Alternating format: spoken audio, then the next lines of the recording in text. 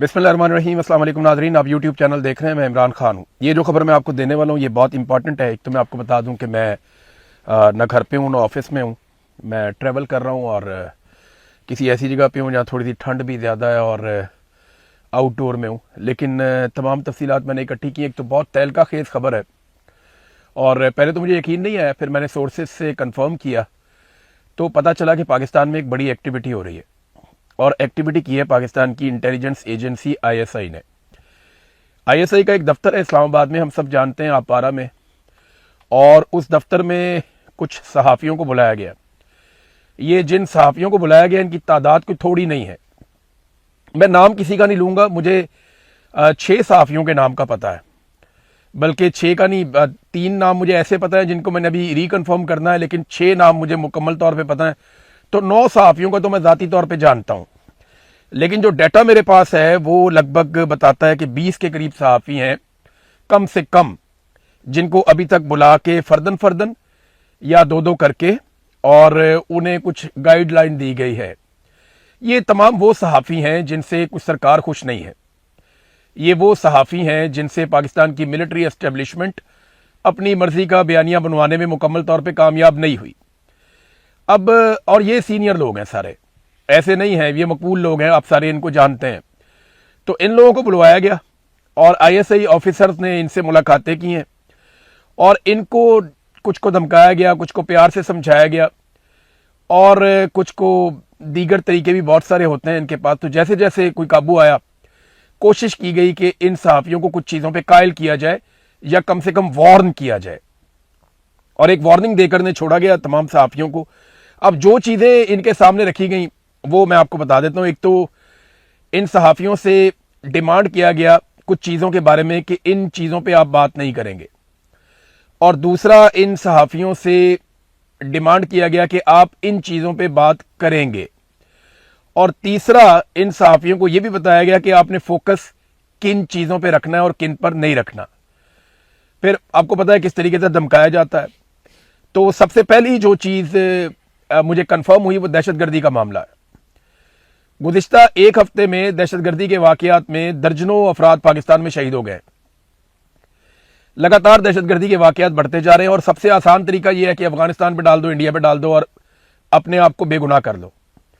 लेकिन जब भी दहशतगर्दी का एक वाक़या होता है तो वो इंटेलिजेंस का एक बहुत बड़ा फेलियर होता है, और इंटेलिजेंस एजेंसियां अपना फेलियर छुपाने के लिए अब सहाफ़ियों के ऊपर दबाव डाल रही हैं कि आपने बिल्कुल दहशतगर्दी के मामलात को खुद से नहीं उठाना, बल्कि आपने जो हम बात करेंगे वो बात आपने करनी है। तो दहशतगर्दी के मामलात पे मीडिया को दबाया गया कि इसके ऊपर अपने से कोई कवरेज नहीं करनी और कोई ओपिनियन नहीं बनानी कि ये एक बहुत बड़ा इंटेलिजेंस फेलियर हो रहा है, बलूचिस्तान की सूरत हाल या खैबर पख्तूनख्वा के कबायली इलाकों में ये क्या हो रहा है, चाहे ड्रोन हमले हैं, चाहे मॉर्टर गोले फायर किए जा रहे हैं, चाहे निहत्ते शहरी शहीद हो रहे हैं, चाहे पुलिस वाले शहीद हो रहे हैं, चाहे फौजी शहीद हो रहे हैं। तो इन तमाम चीज़ों पे मना किया गया इन लोगों को कि जनाब इससे दुश्मन को फायदा होता है, लिहाजा आप ये ना करें। दूसरा मना किया गया कि इकॉनमी के हवाले से अब आप लोगों ने बातचीत नहीं करनी, यानी तकाबली जायजा आप नहीं लेंगे इमरान खान के दौर का मौजूदा दौरे हुकूमत से। असल में प्रॉब्लम यह नहीं है कि इकॉनमी बहुत बुरी तरह बर्बाद हो गई। प्रॉब्लम यहां पे आती है जब मवाजना किया जाता है कि पाकिस्तान की मिलिट्री एस्टेब्लिशमेंट ने इमरान खान के खिलाफ एक महाज बना के उसकी हुकूमत को गिराया, और गिराते वक्त उनके दिमाग में सिर्फ एक बात थी कि जनाब इस हुकूमत को गिरा दिया जाए वरना पाकिस्तान की इकॉनमी बर्बाद हो जाएगी, और वो ये दावा भी कर रहे थे। तो उसके बाद से लेकर अब तक जब भी मवाजना किया जाता है तो इमरान खान के दौर की इकॉनमी बेहतर थी, आज की अच्छी नहीं है। तो इस पे बहुत गुस्सा आता है। तो उन्होंने मना किया कि जी आप अदादो शुमार के ऊपर प्रोग्राम ना करें, अदादो शुमार के ऊपर सोशल मीडिया पे और मीडिया पे ज़्यादा बात ना करें। जितना आपको अलाउ किया जाए या जितना हुकूमत डिस्कशन में लेकर आए बस आप अपने आप को वहाँ तक महदूद रखें। जो कीमतों का तकाबली जायजा जो लिया जाता है, पेट्रोलियम की कीमतें बढ़ जाती हैं, इकॉनमी का सत्यानाश है, पाकिस्तान में इन्वेस्टमेंट नहीं आ रही, SIFC के ऊपर लोग तनकीद करते हैं। और अभी जो हुकूमती अदादो शुमार आ रहे हैं, यानी जब साल मुकम्मल होता है तो पूरे साल की कारकर्दगी सामने आती है, तो वो चाहते हैं इस कारकर्दगी के ऊपर भी बात ना हो। इस पे भी कैटेगोरिकली मीडिया को मना किया गया। फिर एक और चीज से मना किया गया कि UAE के खिलाफ आपने किसी किस्म की कोई बात नहीं करनी। शेर अफजल मरवत ने कौमी असम्बली में आकर बताया, कोई 18,000 का फिगर भी एक दिया गया कि जनाब बड़ी तादाद में लोगों को, हजारों की तादाद में यूएई से निकाल दिया गया और पाकिस्तान की सरकार इसके ऊपर किसी किस्म का कोई एक्शन नहीं ले रही। अब बजाय इसके कि हुकूमत इसके ऊपर कोई एक्शन ले, हुकूमत पाकिस्तान के मीडिया को अब मना कर रही है कि आप यूएई के हवाले से किसी किस्म की कोई बात नहीं करेंगे, क्योंकि ये बहुत बड़ा पाकिस्तान का इंटेलिजेंस फेलियर है। और जिस तरह नरेंद्र मोदी को यूएई के अंदर प्रोटोकॉल मिला, ये जनरल आसिम मुनीर और शहबाज शरीफ के लिए बहुत परेशानी का बायस होना चाहिए, क्योंकि यहाँ पे एक मुसल्लस बन गई है, एक ममालिक का एक इत्तेहाद बन गया है जो पाकिस्तान को सूट नहीं करता। उसमें अमारात है, इंडिया है और इसराइल है। तो ये 3 ममालिक का एक अलायंस ऐसा लगता है कि वो बहुत तेजी से आगे बढ़ रहा है, उनके ताल्लुकात बहुत अच्छे जा रहे हैं। चौथी जो एक डिमांड की गई सहाफियों से, वो ये कहा गया कि इस्लामाबाद के अंदर हम जितने भी ऑपरेशंस करें या जमीनें वागुजार करवाएं, इसके ऊपर ज्यादा रोला डालने की जरूरत नहीं है। ये लोग जमीनों पर कब्जा करके बैठे हुए हैं, इन्होंने पाकिस्तान की महंगी तरीन जमीन पर कब्जा किया हुआ है। ये वफाकी दारुल हुकूमत है, यहाँ बड़े बड़े प्रोजेक्ट बनने हैं। पूरी दुनिया में ऐसा नहीं होता कि वफाकी दारुल हुकूमत के अंदर लोग आके ऐसे बैठ जाएं। तो ये गरीबों की बस्तियां नहीं है और इनकी यहाँ कोई गुंजाइश नहीं है। तो सवाल ये पैदा होता है कि अगर आपने अरबों खरबों रुपए के प्रोजेक्ट यहाँ पे बनाने हैं और आप गरीबों को इस इलाके से निकालना चाहते हैं, जो आपने हजारों की तादाद में लोगों के घर गिराए भी हैं, और जिन 4 अफसरान ने ये घर गिराए उन लोगों को आपने बुलाकर तमगे पहना दिए कि जनाब आपने गरीबों को बेघर किया, लिहाजा हम आपको तमगे पहना रहे हैं। तमगे तो इन्हें लगेंगे जब अल्लाह रब्बुल इज्जत इनसे सवाल करेंगे। अब बात यह है कि गरीबों के घर गिरा दिए और उसके ऊपर उन्होंने तमगे भी दे दिए, और अब ये कह रहे हैं कि उसके ऊपर कोई कवरेज ना करे, कोई उस पर बात ही ना करे। हम जोन सी मर्जी बिल्डिंग खाली करवाएं, जोन सा मर्जी घर खाली करवाएं, जिसको मर्जी गिराएं, जितनी मर्जी हम जमीन वागुजार करवाएं, ये बहुत कीमती जमीन है।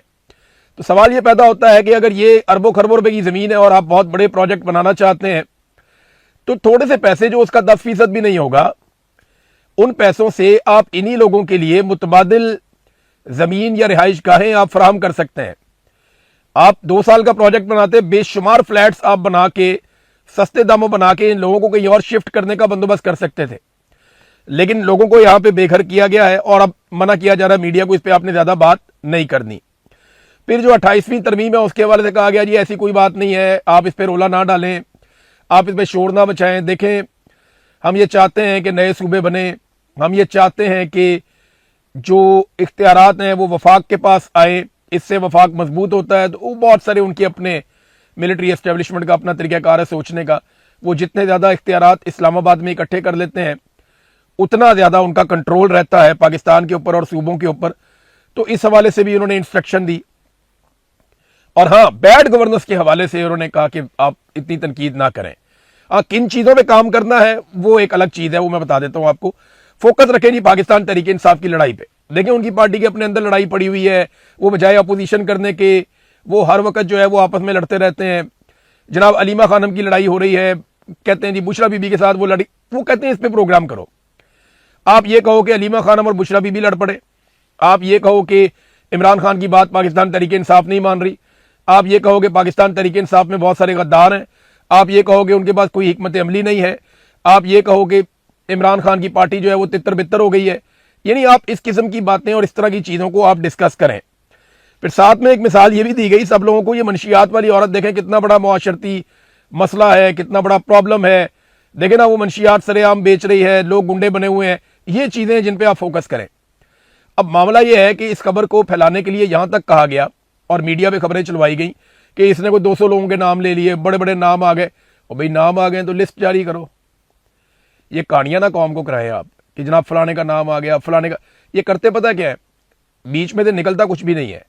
वो जनाब ये होने वाला है, वो होने वाला है, बड़ों बड़ों के नाम आने वाले, और बीच में किसी का नाम भी नहीं आता बाद में। ये लोगों को ब्लैकमेल करने के लिए और तवज्जो हटाने के लिए इस किस्म के हथकंडे हमेशा से पाकिस्तान की एस्टेब्लिशमेंट इस्तेमाल करती है। और वही हथकंडे ना सिर्फ ये इस्तेमाल कर रहे हैं बल्कि मीडिया को भी मजबूर कर रहे हैं। फिर ईरान और अमेरिका की लड़ाई के ऊपर मशवरा दिया गया कि जनाब इसके ऊपर आप जितना मर्जी फोकस करें, बैनुल अक़वामी सूरत हाल के ऊपर आप इस पे काम करें। हुकूमती और अपोजिशन अरकान की जो लड़ाई होती है उसके ऊपर पूरी फोकस आप रखें। तो नॉन इश्यूज को आप इश्यूज बनाए। आप इकोनॉमी पे बात नहीं कर सकते, महंगाई पे बात नहीं कर सकते, दहशतगर्दी पे बात नहीं कर सकते, आप पाकिस्तान की तबाही जो हो रही है उस पर बात नहीं कर सकते, जो फेलियर है पाकिस्तान की इंटेलिजेंस एजेंसीज का आप उस पर बात नहीं कर सकते, जो कुछ यूएई ने पाकिस्तानियों के साथ वहां पे हो रहा है वो आपका एक बहुत बड़ी नाकामी है खारजी महाज के ऊपर, उसके ऊपर आप बात नहीं कर सकते। तो फिर मीडिया बात करे किस पर? मीडिया को तो फिर चुप ही रहना चाहिए ना। अच्छा, इसमें ना एक और खबर आई है, वो खबर मैं आप तक पहुंचाता हूं। शहबाज शरीफ ने हातम ताई की कब्र पे लात मारी है और पेट्रोलियम मसनूआत की कीमतों को पूरे 5 रुपए कम कर दिया है। यानी इन लोगों को शर्म भी नहीं आती, जब ये कीमत बढ़ाते हैं तो ये 50-50 रुपए इकट्ठी बढ़ा देते हैं, और जब ये कम करते हैं तो ये 5 रुपए कम करने के बाद उसकी हेडलाइंस लगवाते हैं, उसके इश्तेहारात छपवाते हैं। इमरान खान जो पेट्रोल 150 रुपए का दे रहा था, ये 410 रुपए का, 415 रुपए का देने के बाद ये कहते हैं जनाब हम बहुत सस्ता बेच रहे हैं, हमने अवाम को बहुत रिलीफ दे दिया, और उसमें भी 5 रुपए छोड़ दिया। और आज भी पेट्रोलियम मसनूआत की कीमतें उतनी नहीं है जितनी इमरान खान साहब के दौर में थी। तो इमरान खान कैसे सस्ता दे रहा था भाई, जो आप नहीं दे पा रहे? कौमी खजाने में जितना पैसा पड़ा हुआ है वो सारा का सारा या तो सऊदी अरब का है या चाइना का पड़ा हुआ है, इनके पास अपना पैसा तो नहीं है वहां पे। और एक और खबर आप ले लें कि आईएमएफ के कहने के ऊपर पाकिस्तान की सरकार ने अब यह फैसला कर लिया है कि जुलाई से चाहे वो बिजली के बिल हों, चाहे वो गैस के बिल हों, चाहे आप पेट्रोल डालने के लिए जाएं पेट्रोल पंप पे, इन तीनों चीजों के ऊपर जितनी भी सब्सिडी थी, थोड़ी थी, बहुत थोड़ी थी, गरीब आदमी के लिए थी, बहुत छोटे सारिफ के लिए थी, वो सारी की सारी सब्सिडीज अब खत्म कर दी गई हैं। 1 जुलाई के बाद मुबैना तौर पे आपको ये सब्सिडीज नहीं मिलेंगी। उसके बाद आप बिजली के बिलों में और गैस के बिलों में जब सब्सिडीज नहीं देखेंगे तो इसका मतलब यह है कि आपको बहुत भारी बिल अदा करने पड़ेंगे। और एक नया सरचार्ज भी आयद किया जाएगा पाकिस्तानियों के ऊपर, जो वादा पाकिस्तान ने आईएमएफ के साथ किया है, और उस सरचार्ज के तहत पाकिस्तानी 1764 अरब रुपए का इजाफी टैक्स पे करेंगे। और यह सरचार्ज लगाया जाएगा बिजली के बिलों में, यानी जो आपको बिल आएगा उसमें एक नया सरचार्ज भी शामिल होगा। आपको इतना बिल नहीं आएगा जितने आपको टैक्सेस पड़ेंगे। एक तो बिजली की कीमत 4 गुना कर दी, उसके बाद जो टैक्सेस है उनको इतना बढ़ा दिया कि इतनी तो बिजली की कीमत नहीं है जितने हम टैक्स दे रहे हैं। फिर कैपेसिटी पेमेंट की मद में हम 2-2 हजार अरब रुपया दे रहे हैं, और बार बार दे रहे हैं, हर साल दे रहे हैं, और उस बिजली का पैसा दे रहे हैं जो बिजली पैदा भी नहीं हो रही। तो इस सूरत हाल को पाकिस्तानियों के लिए लाकर पाकिस्तानियों को यहां खड़ा कर दिया गया है। तो इतना सारा जो इन्होंने कर्जा लिया, कभी आपने सोचा है कि लगभग 53-54 हजार अरब रुपया इन्होंने ले लिया। पाकिस्तान की पूरी तारीख में पाकिस्तान ने 75 साल में इतना कर्जा नहीं लिया जितना कर्जा इन्होंने 4 साल में ले लिया आसिम मुनीर साहब ने। अब यह कर्जा खर्च कहां पे किया गया? तरक्याती बजट तो ना होने के बराबर है। आपके तरक्याती मंसूबे सारे बंद हैं, ना कोई डैम बन रहे हैं, ना कोई अस्पताल बन रहे हैं, ना कोई यूनिवर्सिटी बन रही है, ना कोई पाकिस्तान बहुत बड़े बड़े कोई दिफाई प्रोजेक्ट बना रहा है, ना पाकिस्तान के दिफाई बजट कोई बहुत बड़े हो गए हैं, ना पाकिस्तान कोई बहुत बड़े पैमाने पे बाइनिंग कर रहा है, ना हम अपने तेल के ज़खायर ढूंढ रहे हैं, ना हम कुछ दूसरे तीसरे काम कर रहे, कुछ भी नहीं कर रहे। ना हमने इन्वायरमेंट पे काम किया, ना हमने सियाहत पे काम किया, ना हम दहशतगर्दी के मैदान में कामयाब हुए, ना हमने अपने इदारों को इन्हांस किया, कुछ भी तो नहीं किया हमने। इंफ्रास्ट्रक्चर भी नहीं बनाया, लोगों को जो सब्सिडीज पहले दी जाती थी वो भी वापस ले ली, ना सरकारी मुलाजमों की तनख्वाहें बढ़ाई। तो ये पैसा सारा जा कहां पे रहा है भाई? इतना ज्यादा पैसा ले लिया आपने, पैसा कहां जा रहा है? यानी 1000 अरब का रखा गया था तरक्याती बजट, उसका भी सिर्फ 33% खर्च किया गया है। 334 अरब रुपए खर्च किया गया 1000 अरब में से, यानी 33% इन्होंने खर्च किया सिर्फ उस बजट का जो इन्होंने तरक्याती मंसूबों के लिए रखा हुआ था। तो ये बाकी पैसे क्यों नहीं खर्च कर पा रहे? तरक्याती मंसूबे भी बंद पड़े हुए हैं, तो पाकिस्तान आगे कैसे जाएगा? यह है जनाब एक बड़ा सवाल। नाज़रीन, इमरान खान साहब की मुंतकली वाले मामले में भी एक रोला पड़ा हुआ है कि उन्हें अस्पताल में मुंतकिल किया जाए, उनका इलाज करवाया जाए। देखें, मैं बतौर जर्नलिस्ट ना मुझे 2-3 चीजें थोड़ी सी अजीब लगी हैं। नंबर 1, सुहेल अफरीदी साहब ने 1 हफ्ते का टाइम दिया जो मंगल वाले दिन मुकम्मल हो जाएगा, कि मंगल वाले दिन अगर इमरान खान साहब की फैमिली की मुलाकात करवा दी गई या इमरान खान साहब को मंगल वाले दिन तक अस्पताल मुंतकिल किया गया, उनके अपने डॉक्टर्स और फैमिली की मर्जी से उनका इलाज करवाया गया, तो फिर तो ठीक है।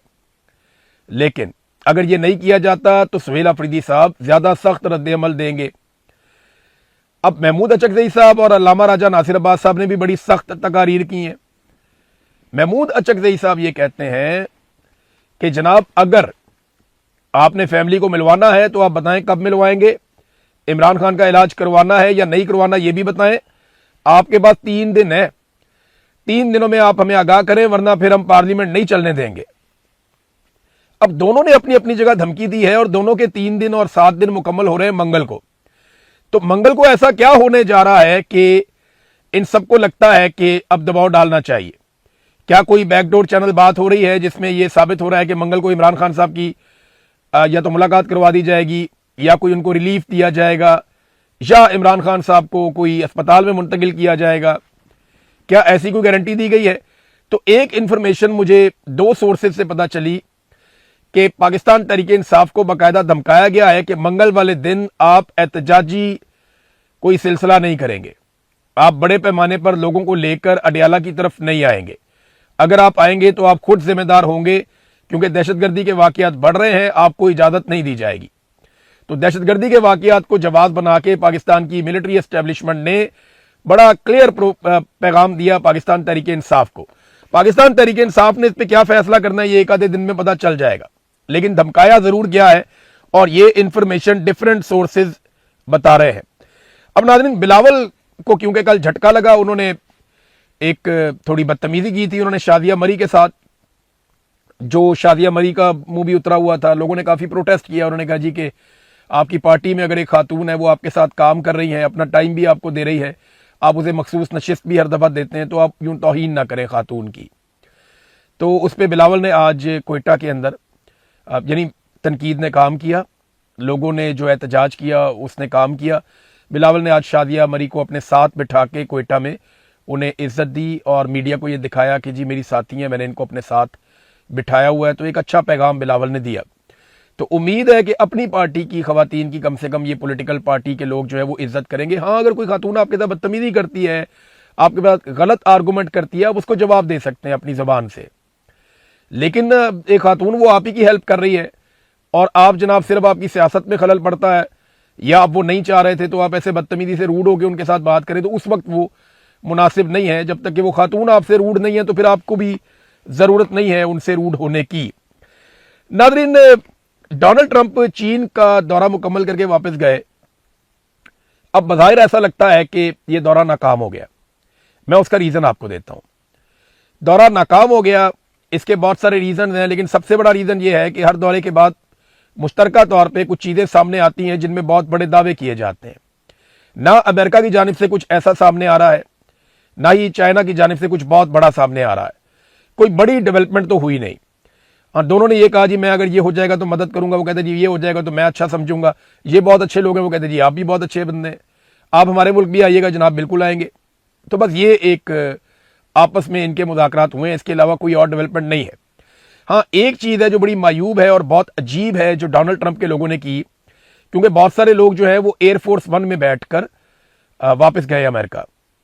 तो इन तमाम लोगों ने जितना कुछ भी इनको तहाइफ में मिला चाइना से, चाहे वो कोई मोबाइल फोन है, कोई गैजेट है, कोई सवेनियर है, कोई और तोहफा है, कोई डेकोरेशन पीस है, वो जो भी कीमती तहाइफ भी थे, बीच में कुछ इलेक्ट्रॉनिक्स के गैजेट्स भी थे। चाइना बहुत सारी चीजें बनाता है। तो चीनियों ने बड़े शौक से, उनकी कंपनीज ने, उनके लोगों ने जहां जहां पे वो मिले उन्हें बड़े कीमती तोहफे दिए थे अमेरिकन वफद को।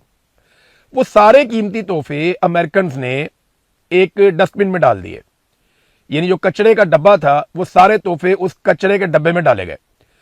अच्छा, ये काम जो है ना, वो अगर अमेरिकन चाहते तो अपनी एम्बेसी को कह देते कि जनाब आप इन सारे तोहफों को डिस्पोज ऑफ कर दें या किसी और जगह पे मुंतकिल कर दें, और खामोशी से वो मुंतकिल कर दिए जाते और कोई रोला भी ना होता। लेकिन हैरत की बात यह है कि डोनाल्ड ट्रंप की टीम और उनके वफद में आने वाले लोग जिस वक्त ये तोहफे डस्टबिन में डाल रहे थे या कचरे के डब्बे में फेंक रहे थे, उस वक्त इस सारे अमल की फिल्म बनाई जा रही थी। और ना सिर्फ इस सारे अमल की फिल्म बनाई गई, बल्कि इस नफरत अंगेज अमल को बाकायदा नशर कर दिया गया, वायरल कर दिया गया। ये चाइना के लिए एक बड़ा तौहीन आमेज पैगाम है। इसका मतलब यह है कि अमेरिकन चाइना से कुछ लेकर नहीं गए और उन्हें कुछ ऐसा नहीं मिला जिसकी वो तवक्को कर रहे थे, और जो तहाइफ चाइनीज ने दिए उन्हें कबूल नहीं किया गया। अमेरिकन मीडिया ये कहता है कि अमेरिका को इस बात का डर था कि इनके अंदर गैजेट्स हो सकते हैं, इनके अंदर ट्रैकिंग डिवाइसेस हो सकती हैं, चाइना के ऊपर भरोसा नहीं किया जा सकता, सदर ट्रंप का जहाज जो है वो ट्रैक हो सकता था, कोई हादसा भी हो सकता था, तो कुछ भी हो सकता है, तो हम चाइनीज टेक्नोलॉजी को साथ ले जाने का या उनके तोहफों को साथ ले जाने का रिस्क नहीं ले सकते। देखें, ये अरब ममालिक से तो तोहफे अपने साथ ले जाते हैं, अपने जहाज में ना ले जाएं तो दूसरे जहाज में ले जाते हैं, लेकिन किसी भी मुल्क से तोहफे लेने के बाद उनको डस्टबिन में फेंकना, कचरे के डब्बे में फेंकना और बाद में उसकी वीडियो बनाकर जारी कर देना और उसके बाद एक अजीबोगरीब सूरत पैदा हो जाना, मीडिया के अंदर इसका डिस्कस होना, ये बहुत मायूब है और इससे जो है वो चाइनीज को जरूर तकलीफ हुई होगी। लेकिन चाइनीज ने अमेरिकन को जरूर कोई ऐसी तकलीफ दी है जिसके बाद उन्हें ये तकलीफ उठानी पड़ी है। तो नाजरीन, अब तक के लिए इतना ही। अपना ख्याल रखिएगा, अपने इस चैनल का भी। अल्लाह हाफिज।